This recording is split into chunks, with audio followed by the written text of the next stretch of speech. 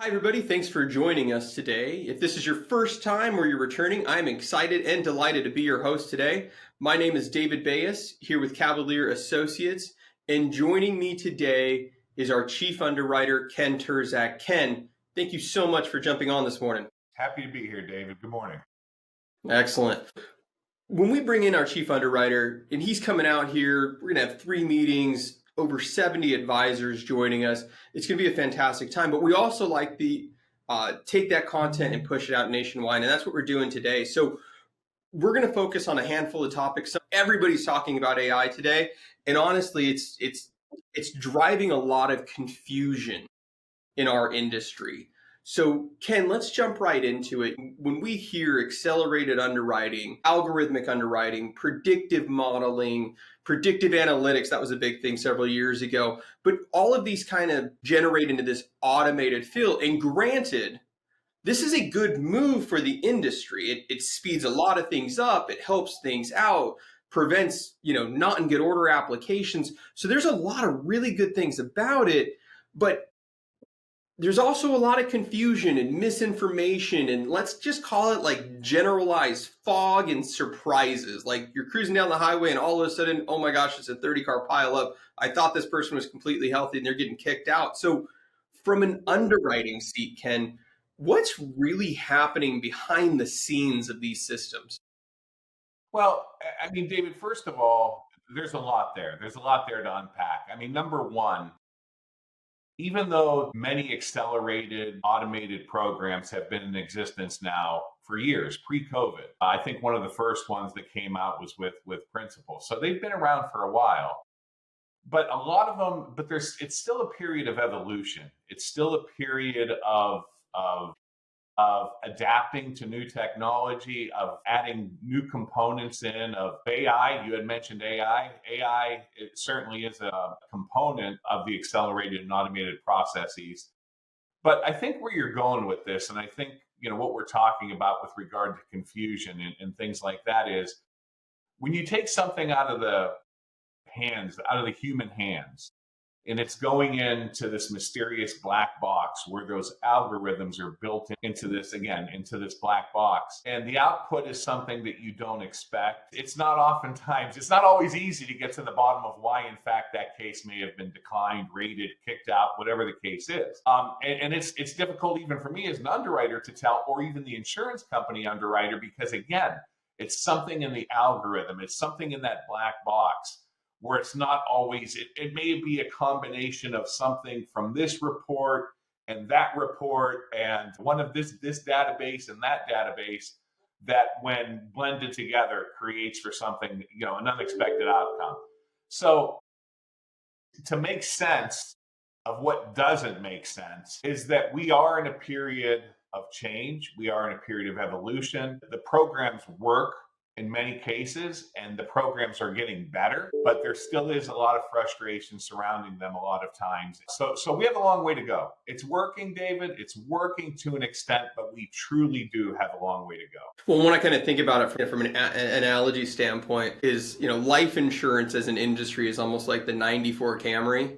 Like it's going to run, it's very reliable. You know the outcome, right? And it has been pushed into trying to keep up with everybody else who has full self-driving in their Tesla with an 18-inch screen in front of you. So it is a real struggle. And what I see a lot, not just from an underwriting standpoint, but just industry-wide, is a lot of people kind of get into the AI mode and they go all into it, and then they have to pull back a lot of the times. Yeah, so there's a lot of this kind of we're in, we're out, and that just provides a lot of confusion and mystique. And that's obviously where your team really kind of comes in to straighten that out and kind of bring together that 94 Camry in the Tesla. So we'll make that work for you. I do like that analogy. Yeah, and depending upon the carrier, that's truer for some than others. But yeah, I like that analogy or that comparison. Yeah, I appreciate it. I'm a car guy, so that's what's going to work out. Yes. Now, with that said, though, Ken, there's a balance to this, right? It can't just be fully algorithmic. It can't just be the computer. I mean, if you ask ChatGPT certain questions or Gemini or whatever system you like to use, I mean, sometimes you kind of get really weird responses coming out of it. And that is no different than what we see in our automated underwriting processes. So how do you balance out automation and the human element, especially when these algorithms, these automated services, these systems, they kind of flag something that is borderline or really just misunderstood? Yeah, it's David. I kind of touched on that just a tiny bit a minute ago, but it's not always easy to find that answer. And depending upon the carrier, the insurance company, some it may be more difficult than others to get to the bottom of it. We can take different examples. When something is approved other than applied, there's a little more transparency. And when I say transparency, I'm not saying this as if an insurance company doesn't want to be able to provide you with an answer, but some are provide more information or more feedback than others. One of the pain points, I'll use that word, I hesitated, but I'll use it. One of the pain points that I come into is when those cases do come into you and I, and trying to get to the bottom of it. Most oftentimes we are. It may be because we have to have the client request a Milliman report, for example. And I think we're going to talk about that a little bit more later. But a Milliman report is one of the key. A lot of the companies are using these with their underwriting and these automated, accelerated processes. And there may be something in the Milliman report, but the output from the carrier just says due to information in the Milliman report. So you and I get that, we tear it apart, we research it, and oftentimes we're able to get the case back on track, whether it's with the carrier that had declined it or whether it's another carrier starting over or starting new. We've taken many cases that were declines and really have been able to turn them around to standards or better. So I hope that roundabout way kind of answers the question, David. There's still the need for that human element oftentimes in these processes, if for nothing else, to help to interpret why a case went sideways and obviously more importantly, how we get that case back on the rails. And look, you and your team are 100% vital in doing that. I mean, it's almost like a lifting of Thor's hammer with unhinging some of these, cases, some of these opportunities out of that algorithmic underwriting process. And if you don't have the right people, if you don't have Thor, the hammer stays in the ground and you're just kind of buried with that offer. So it's so important to kind of pull together, as to your point, there's a holistic human element to life insurance underwriting, and granted, there likely always will be. So these carriers, though, and really kind of almost like the industry as a whole, I mean, there is a lot of marketing propaganda around this system, this automated system, call us, this drop ticket, use this system. And it's there's marketing propaganda, and then there's reality of how these things actually work. And one of those, I mean, you see the put through rates. Oh, it's 70%. It's like, no, it's not 70%. It's 70% when the person's 20 to 30 years old, Yeah. but when they're over 50, it's 2. So like you're cherry picking the numbers, right? And look, you and your team go through on a monthly and quarterly basis and really kind of look at what those put through numbers are. And we're not going to get into all the details around it, but I can promise for everybody watching right now is whatever the number you see in the marketing guide, let's go ahead and divide that in half, and maybe they're about there. So that said, though, look, the system still works, and you kind of want to go that route because half the time they do go through. So I think a lot of it is around setting the right expectation for the client. And from our part, it's really setting the right expectation for the advisor to pass that story on. So that said, Ken, how can advisors really approach this process better as they're engaging or realistically being forced to utilize these programs? Well, I mean, the first is truly just 101, just educating yourself on the programs. I mean, virtually every insurance company now has a program or programs. The first is, and each one of them have qualities. Each one of them has good. Each one of them has bad. There are some that I would consider better than others, but there's not one that will fit everybody. So you need to know the programs so you know where to best fit in that particular client or groups of clients. So that's the first thing. The other thing is, and to go back to kind of what you were saying a minute ago with the throughput, there's a long way to go. We talked about that in the beginning. And I don't mean to talk down or sound negative of these programs. Well, they're not even necessarily programs anymore with a lot of companies. And I think you just said it a minute ago, David. A lot of places it's starting out the same journey. So you're not necessarily applying for a program or a process. With certain companies, it's starting from that same point and may or may not make it through, but it's not necessarily, you're not necessarily applying for a product, a program, or a process. But as far as throughput goes, yeah, we see a lot of marketing materials showing 70%, 80%. And it may be true, like you said, in certain cells in the 25 to 35 group, it amounts under 250,000. Yeah, I mean, that very well may be true. Or there's some instances where you see some of the reporting, and again, this depends upon the particular insurance company, but some insurance companies, it's you go through, it's either accept or decline. Others, you go through the process and it may get kicked out and they may need to ask another question. That another question leads to, okay, we need a little more information, and then it goes to full underwriting. So what are you measuring at that point? It gets a little cloudy, but not to go too far down the rabbit hole, which I think I probably already am. There are some companies that have better throughput than others, certainly. But each and every one of them are working towards improving that, certainly. But if you see 80%, I'm not saying don't believe it, but dig a little bit further and look to see where that 80% is coming from, because I don't think there's any insurance company yet out there that will have an 80% instant decisioning or approval within 24, 48 hours. We're getting there, but there's still a way to go. Maintain some doubt. Caution, yes. Maintain some caution, yes. Well, look, and to your point, Ken, is a lot of these journeys start the same way, right? And some of those journeys are getting in the Tesla, punching in your address, and it's smooth and streamlined all the way there. And other times, you're getting in the back seat of the wood panel station wagon and Chevy Chase is driving and you're going to Wally World and you just don't know what's going to happen. So you kind of have a tale of two different trips there. I'd love to ask people who are watching this, and you can put a comment below, is how is AI and automated underwriting and these drop tickets and all of these kind of, let's call them like accelerated systems, how have they impacted you? And do you like them? Do you not like them? Like, love to hear some feedback on that. Well, to begin, it's not a matter if I like them or don't like them, because it's the way the industry is going, and you have to be a part of that change, and you have to be a part of it. And so,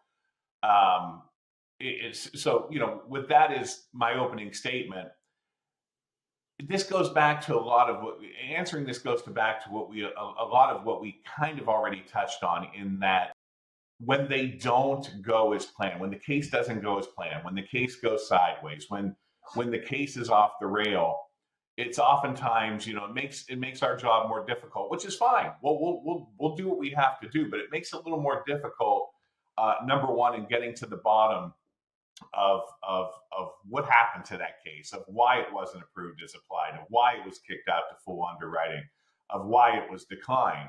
So we're not going to go backwards in this. This automation is going to continue to move forward, and I understand that you don't need to have a lot of human hands touching.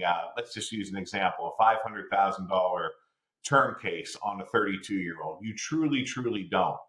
But where it does get a little bit tricky is when that same $500,000 case on a 32-year-old that is outwardly healthy, that you've done the field underwriting as best as you can, and then you get something, again, going back to an example, decline due to a finding in a database. Where do you go from there? So there's a lot of frustration, and it creates some ill will, and we have a long way to go to smoothing out that process, I guess. But it will smooth out. It has to. All right, so let's transition. And one thing that we've seen an explosion of is really a turn towards the care planning, or what we would generally call the LTC marketplace. And we can go back, a decade, 12, maybe even 14 years, and we can look at, there were two products on the board. I was sitting with a handful of advisors yesterday at an educational luncheon we were hosting, and we all knew Lincoln MoneyGuard as one and John Hancock with the long-term care rider as the other. And for a while, those were the two staples. And then you had some of these, there were a couple carriers out there, the NLGs, the North Americans, that had some of these chronic illness riders built into them. And for a while, that was kind of it. But since then, and let's call it over the past 5 or 6 years, I mean, we have seen you almost can't buy a life insurance product without some function of a living benefit rider today. They are everywhere. If you're in California, you're a little more limited, but the rest of the country, I mean, you almost can't buy a product without a chronic illness rider or some sort of living benefit rider on them. And then you've also seen so many carriers jump into the asset-based long-term care space. So not just Lincoln MoneyGuard anymore, but Mass Mutual, New York Life, One America being a market leader, Nationwide. I mean, these things are fast and furious, and they too come with their own confusing pieces. They too come with some automated processes associated with them. And that's really what we want to dive into here is, as this market segment expands, these products don't just fit the older age market anywhere, but also as an outlet for advisors who have traditionally written more traditional LTC, right? The Northwestern LTC policy, Life Care, Mass Mutual, Mutual of Omaha, you know, but the life with the rider, which we'd call hybrid, the built-in, the asset-based long-term care products, these are underwritten very differently than traditional LTC and even generalized life insurance, to an effect. How are these products underwritten differently and with more leniency than what we've seen from traditionally in the LTC space? Well, there's a lot there, and we could actually we can spend this hour on that alone. But so I'm just going to kind of separate it out. Start with the LTC rider, and obviously we're underwriting morbidity versus mortality. And if you're not in that morbidity space, there's going to be a lot of shockers because you could potentially have the life insurance coverage approved at standard or even preferred, but have the LTC declined. And it happens, and it happens often. And again, it's that difference in underwriting between mortality, which most of us on the call are used to, versus morbidity, where a lot of the things that you're not necessarily looking at, or for lack of a better way to put it, don't care about from a mortality perspective, you very much care about when it comes to long-term care coverage. So it becomes a pain point oftentimes because you might have this otherwise healthy person approved preferred best.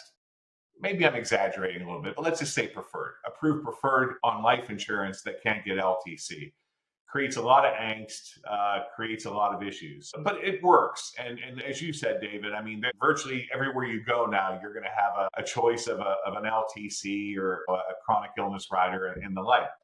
And then there's different companies. Just to add one more comment to the LTC, there's different companies where it just depends. I mean, if the case is approved up to table 4, the LTC can be approved depending upon, it's kind of underwritten separately.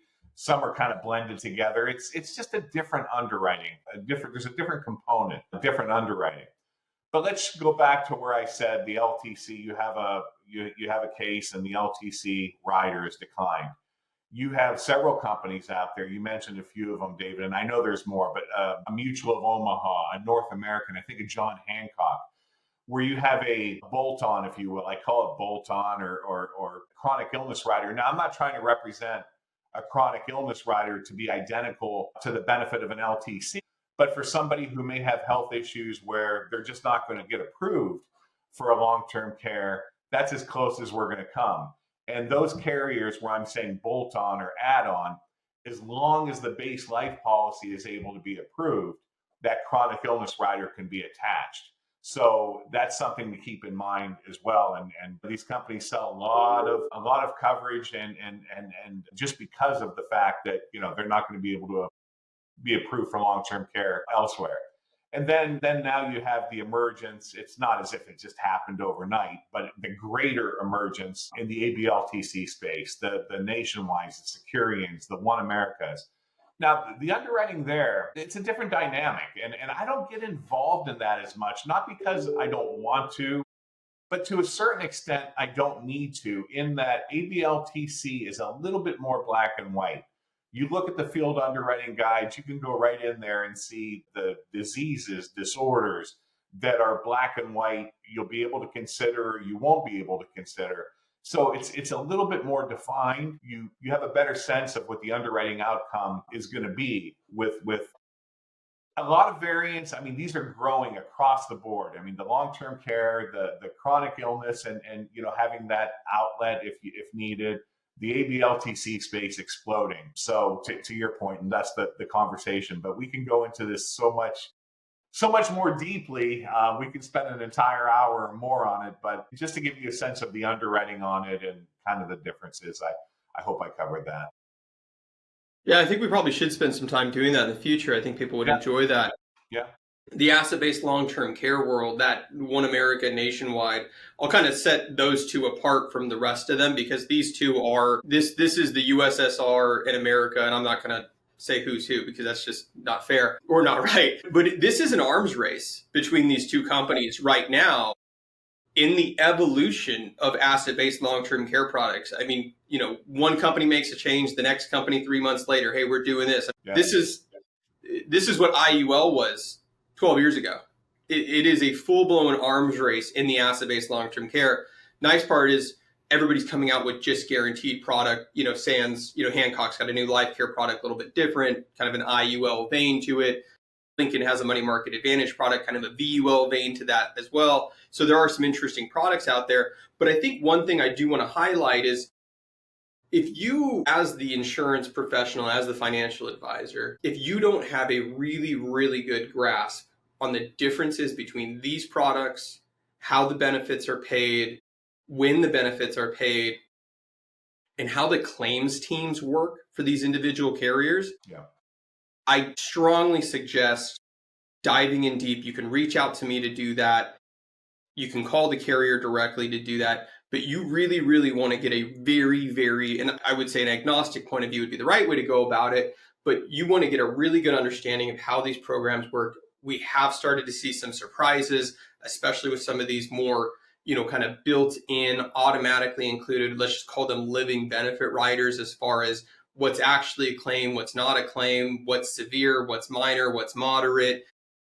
So I caution, right, in how those products are conveyed or how those riders are conveyed or sold to the client, because again, we are seeing a lot of, we're starting to see some surprises because some of those products are kind of getting to that age range where people are actually starting to use them. So again, you can schedule some time with me. There will be a link below to do that, or just reach out to me directly and we can jump into that. So Ken, when we think about asset-based long-term care specifically, we kind of think about the One American Nationwide, Securian, Hancock, Lincoln, et cetera. When we think about those carriers, historically, we've always thought about them. They were always very big in the banks and wirehouses because you kind of had this asset repositioning, qualified, non-qualified money, but kind of an over 60 marketplace for the most part. And now between the new products coming out and the changes to the products that are in place right now, we're actually starting to see kind of that more traditional LTC buyer who may not qualify for coverage transition into a lifetime pay or a 20 pay or a 10 pay with these asset-based products. So what are some of the issues that might be a decline for traditional long-term care, but could find light with asset-based long-term care or even some of the hybrid products out there?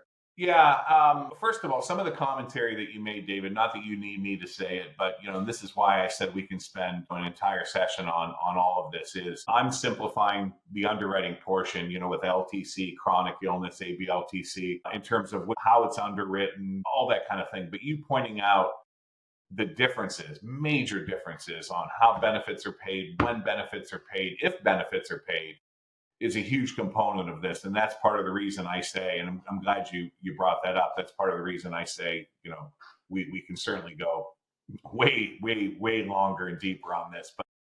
But to get to your question here, so there's certain medical conditions. I'll give you a very straightforward, easy one that maybe some on the call have run into.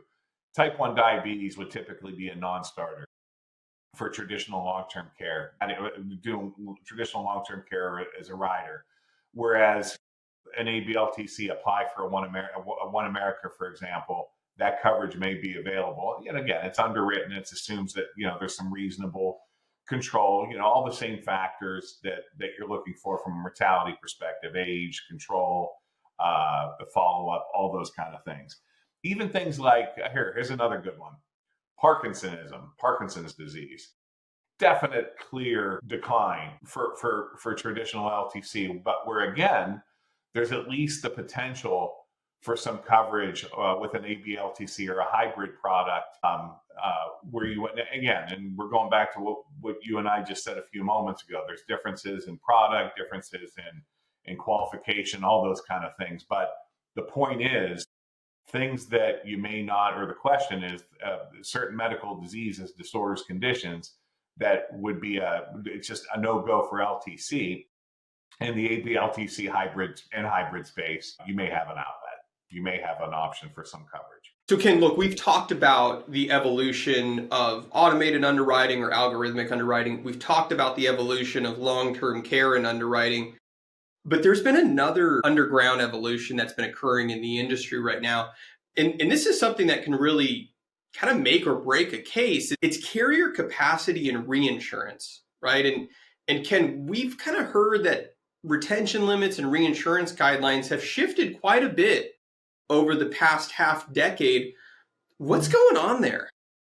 Well, that's been one of the, let me back up, and I hate I'm going to use COVID as a starting point. Nobody wants to hear that word anymore. Nobody wants to talk about it.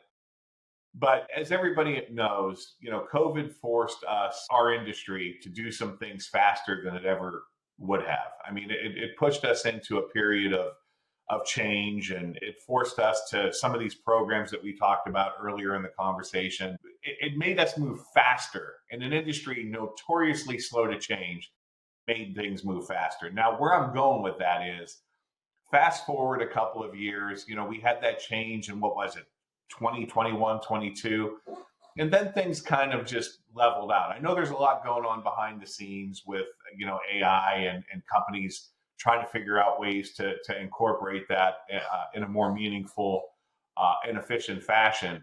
But really, in the last couple of years in the industry, there's been three major changes in underwriting.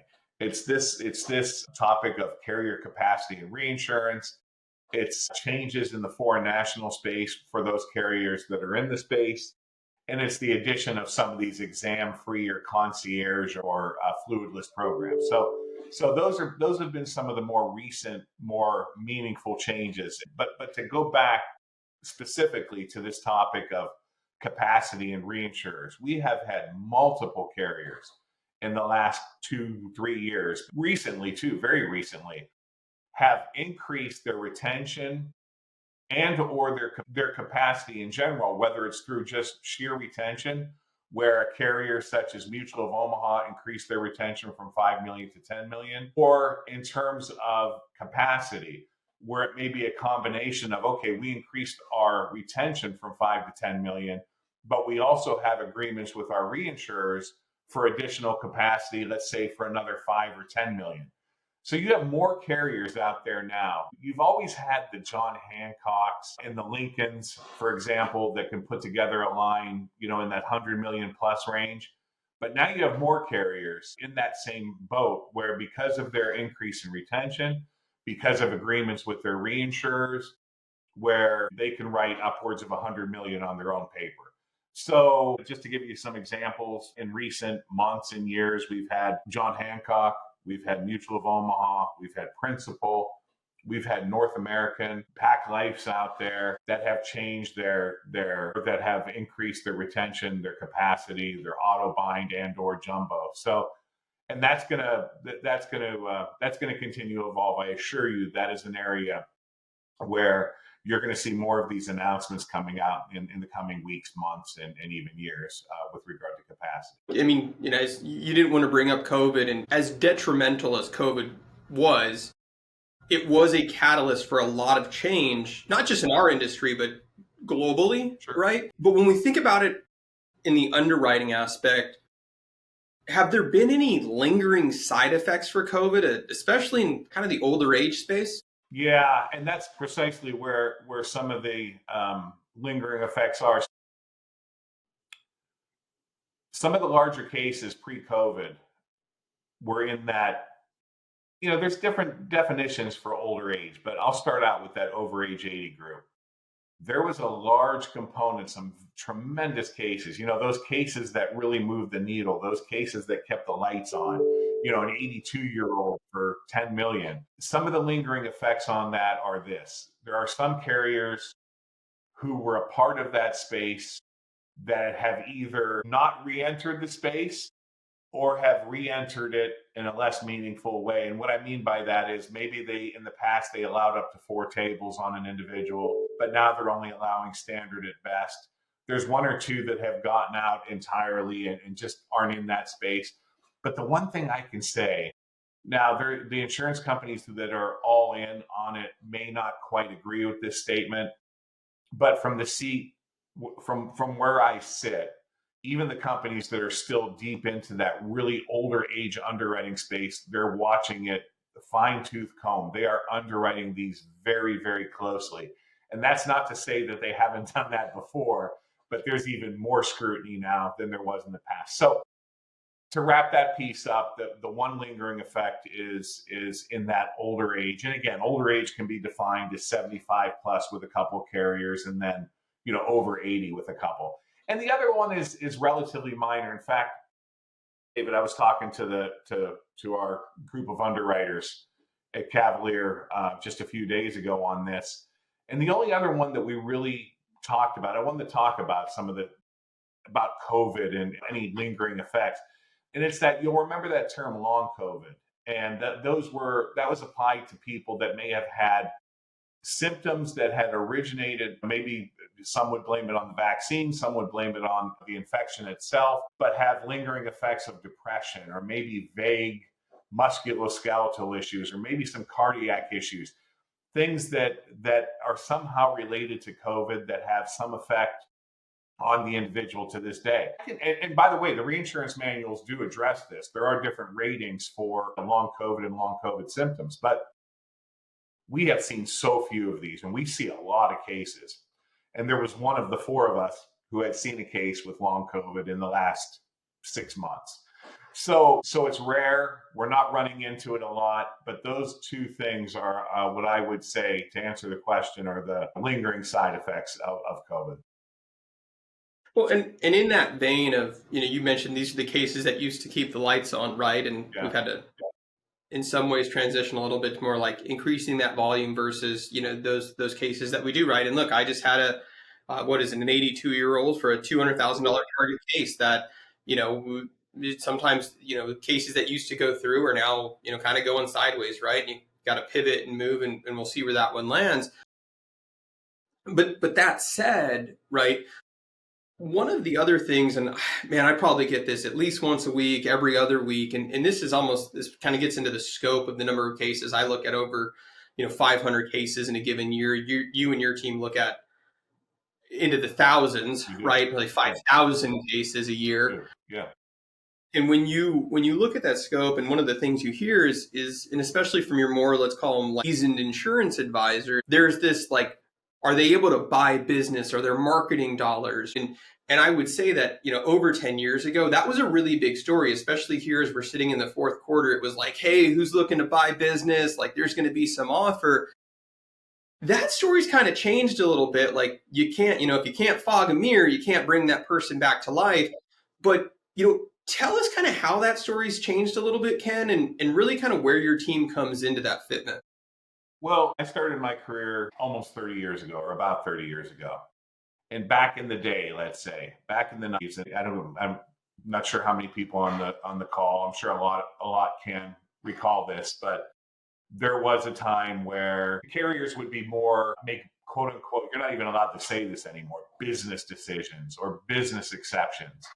And you weren't basing the decision on or the exception on the fact pattern of the case. It was because, well, this producer has the ability to write a lot of coverage, or this client is the source of a lot of referrals.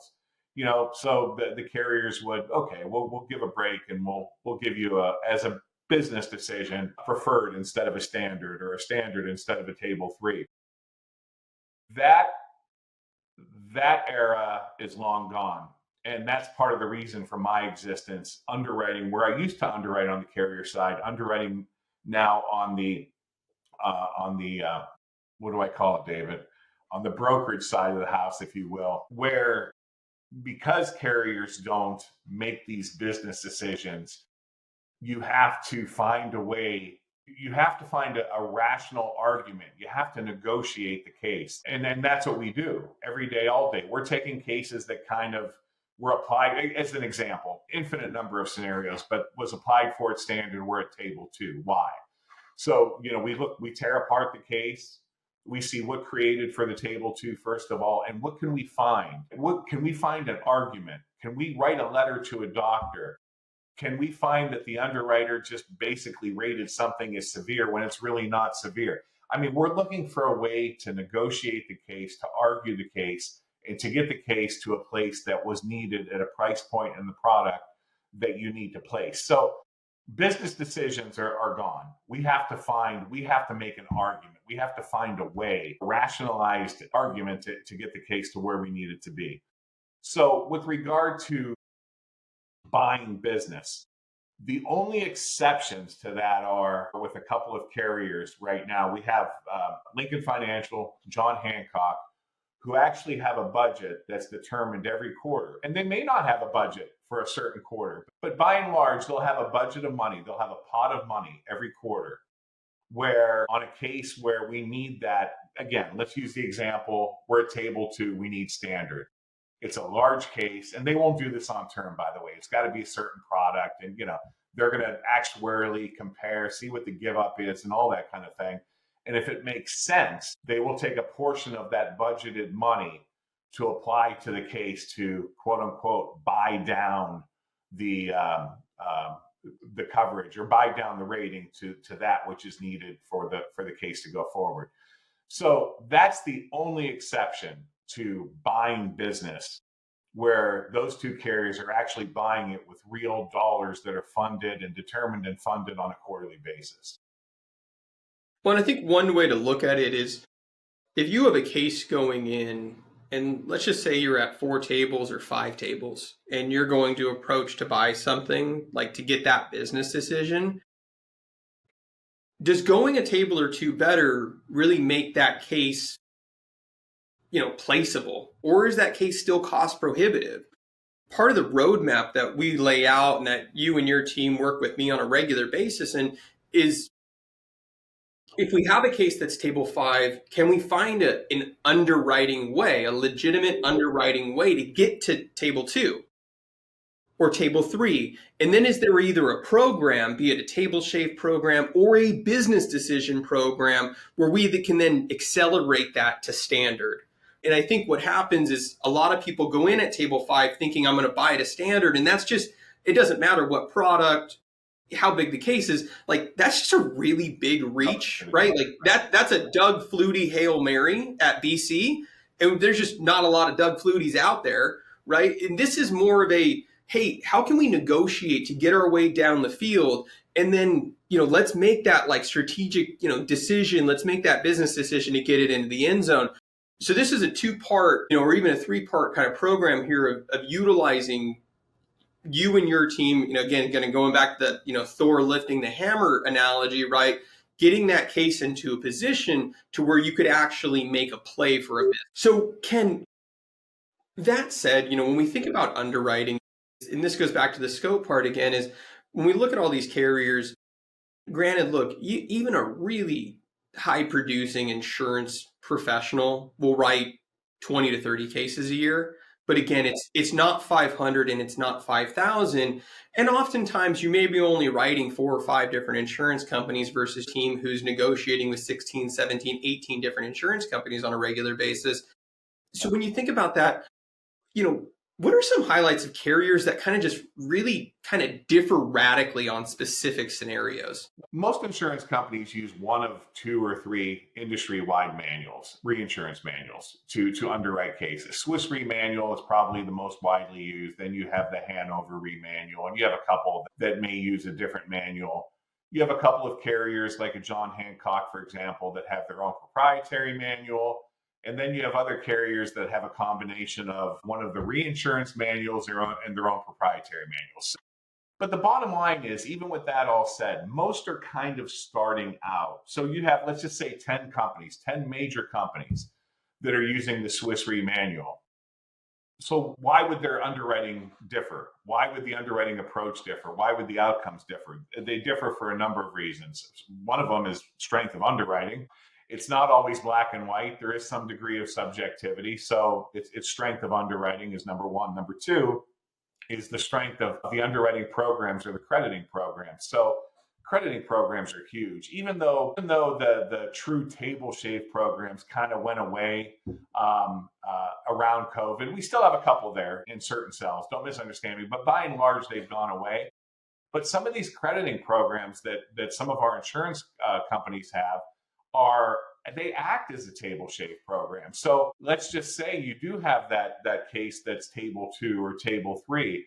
Some of these crediting programs are even better than the table shaves were because some of them will apply at all ages, whereas the table shave programs were more confined in ages. And some will apply to ratings where the table shaves didn't. Let's say you have a more highly rated individual that was table 5 or 6 and the crediting or the table shave programs didn't apply. Some of these crediting programs will take you down to an area that may be palatable and you're able to place. So it's the strength of underwriting. It's the strength of the crediting programs.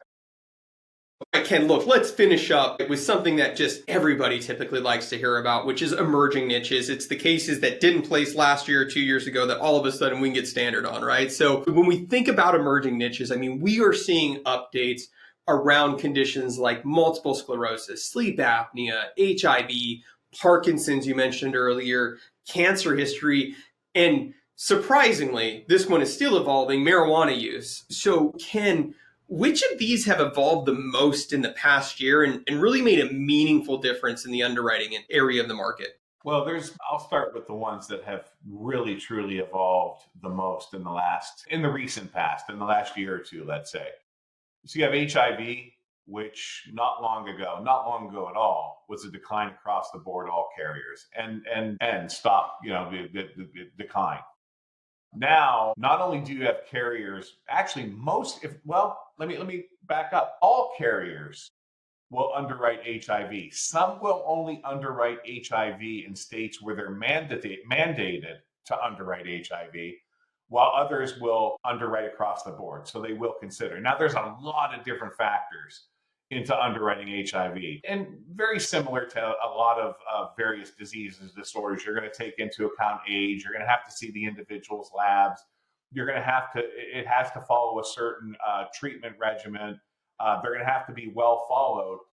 But the fact of the matter is, 3, 4, 5 years ago when we had no outlet, and I might not be exact on that time frame, but 3, 4, 5 years ago where we had no outlet, we have seen and we have been involved in cases where we have had cases with individuals with HIV issued at standard rates. So that's how much it's come. That's how far it's come in the last several years. So we have seen standard. Now, most of them will have a rating. So I'm not trying to sit here and represent that your clientele with HIV are all going to be standard. But within a certain cell, when they do fit those parameters of age, treatment, follow-up, all those sort of things, the possibility of standard exists, and we have been involved in policies issued at standard rates. So it's out there, it's real, it's not a myth. Diabetes, I mean, it's still an area where I gave an inkling of my length of time in the industry a little bit ago, but just go back a decade where virtually every single diabetic would be rated. There was no such thing as a standard diabetic, or if there were, they were so few and far between, and you typically would have gotten there through a table shave program or some kind of crediting program.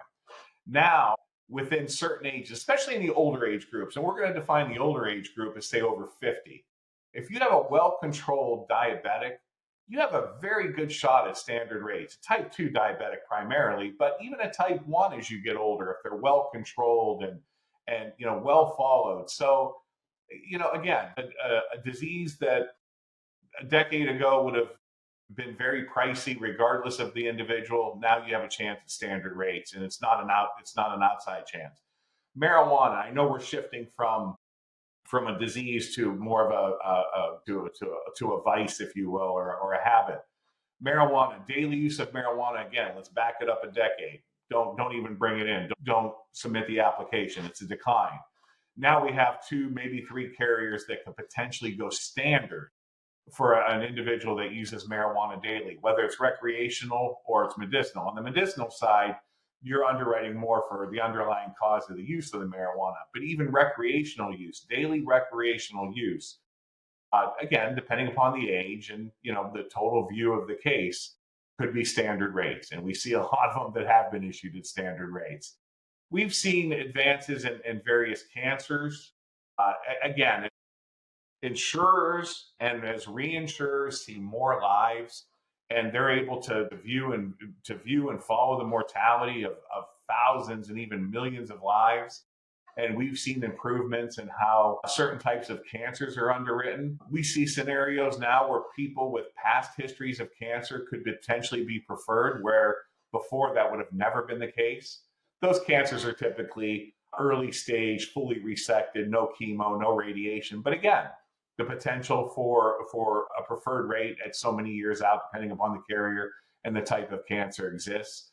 We've seen advances in occupations. Now, I know a lot on this call don't necessarily get into, are not underwrite or not writing a lot of miners or oil rig workers. But as an example, just to talk about occupations, where those occupations and others, I just pulled those 2 out of the air, but would definitively have had a flat extra rating attached to it, now can be issued at standard rates. And we can go down the line, David. We can go on. Again, we can have a whole session or 2 on just that. But those are some examples of just movement in the recent past. Some of it more recent, like the HIV, and some of it evolving more over time. Okay, and that's just really encouraging, right? I mean, as much as we kind of talked about, led with kind of that AI automated underwriting story, insurance underwriting is kind of meeting real life a bit more. It's some of these things are being less stigmatized and really more nuanced, and that approach is allowing us